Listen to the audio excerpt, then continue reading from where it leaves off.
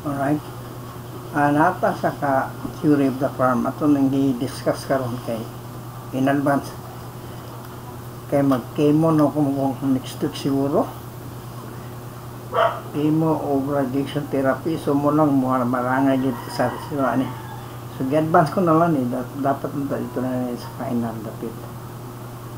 Theory of the farm, mo naman ta sa theory of consumer. Now, sa theory of the farm, doha na kaklase. Ang pag-analyze niya mo, short run ba o long run? Kung short run mo ni siya, kining gitawag na short run production function, there are 3 stages. Kaning imong vertical at kaning imong horizontal axis diri.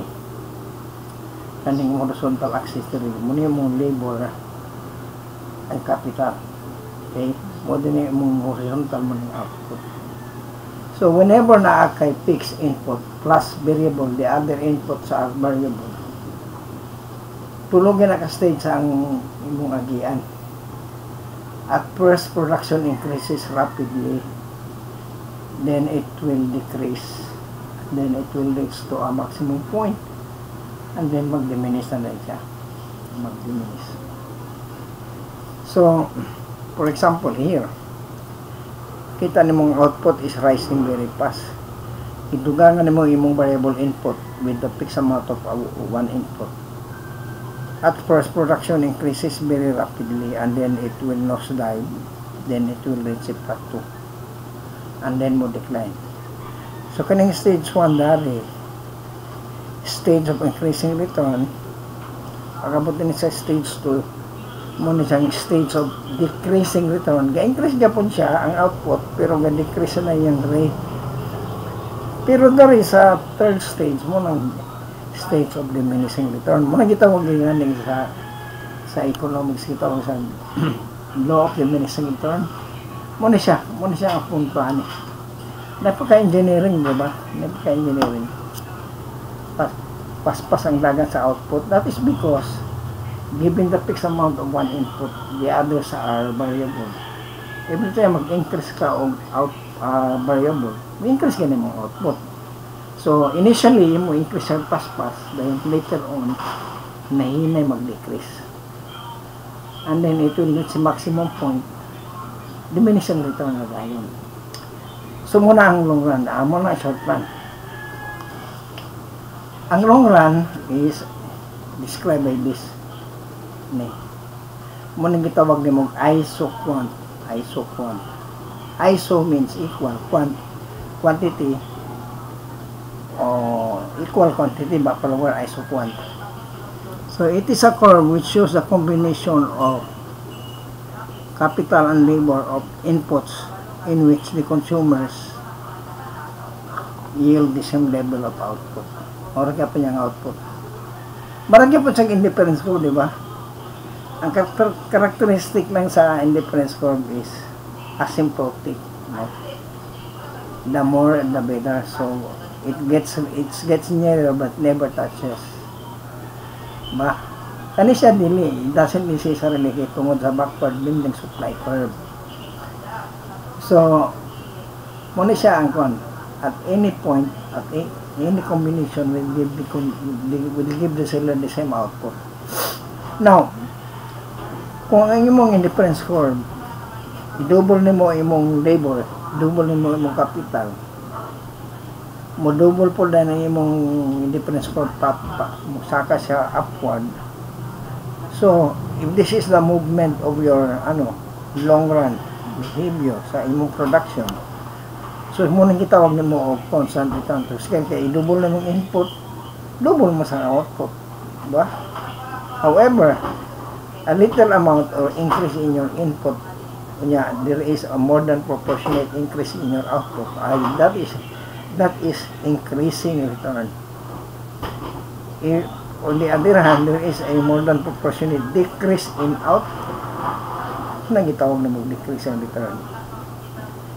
So ideally, sana gid ang proportional output kay i-double na mong input output. I-double na mong inputs nimo, mo double po nimong output, no?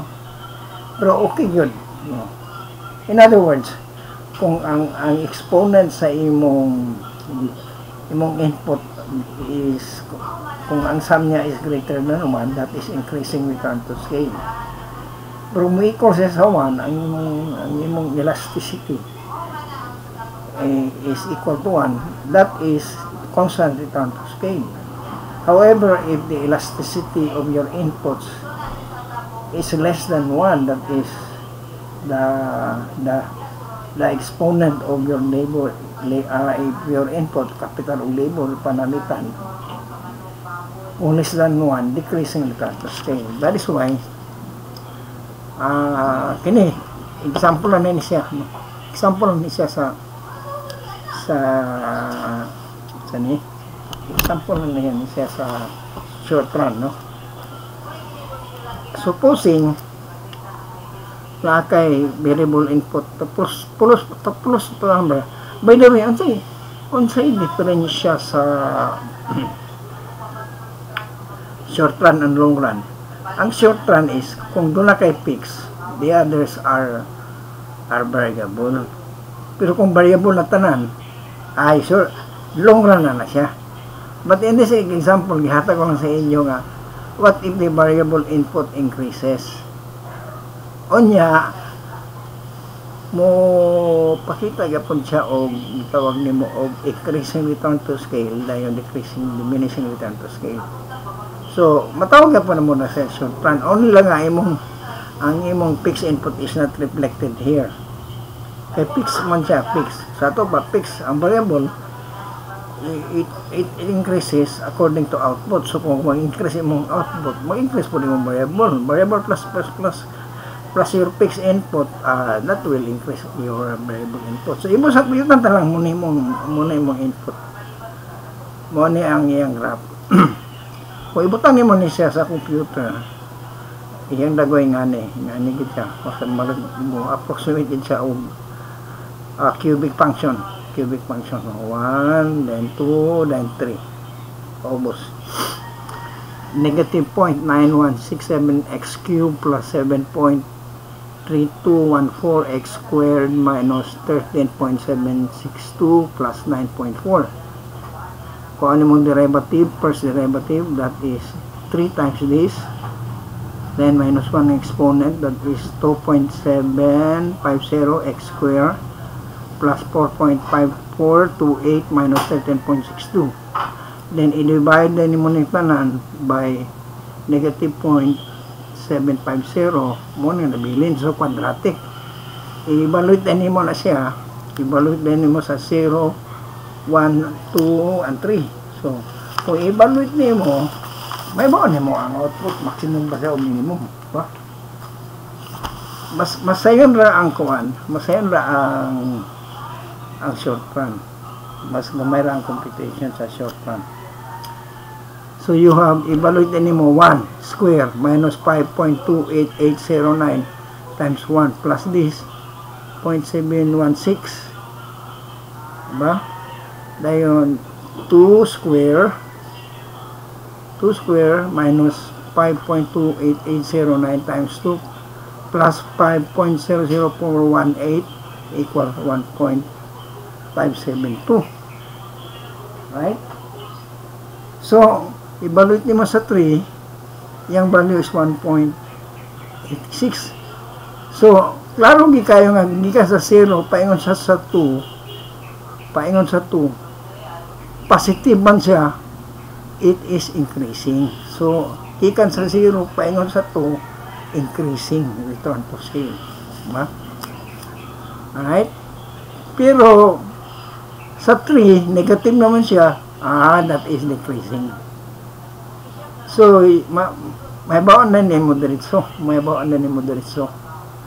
by just getting by evaluating the first derivative. Sa second derivative, makita nimo ang yang local maximum o local minimum. So kung ano mong first derivative, ano nga ito nga equation ganina, ligo back,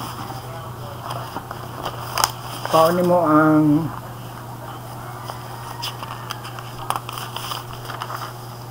okay.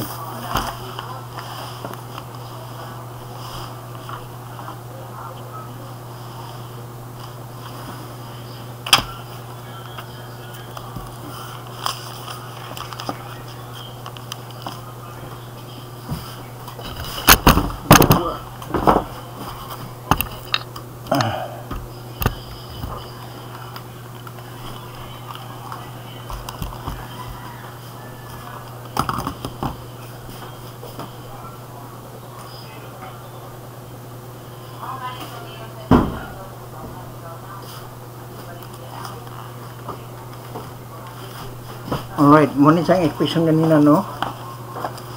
Kung ano mong second derivative, ana? Kung ano mong second derivative, ani?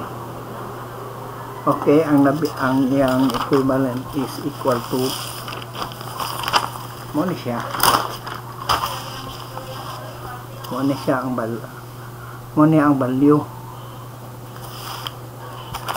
Sa second derivative, ang value is ay, kakakoy ba na yung atin na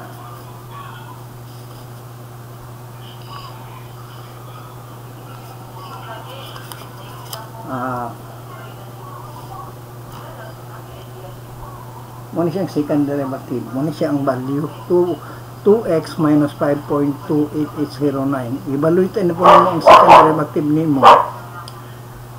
Kung negative, muna yung local maximum, muna pinakataas. Pero positive siya or less, positive lugar siya, muna yung minimum. So this is consistent with the first na itong kanina, first derivative. Dari minimum, dari maximum. Alright? Pero in most standard form maging sa kuan,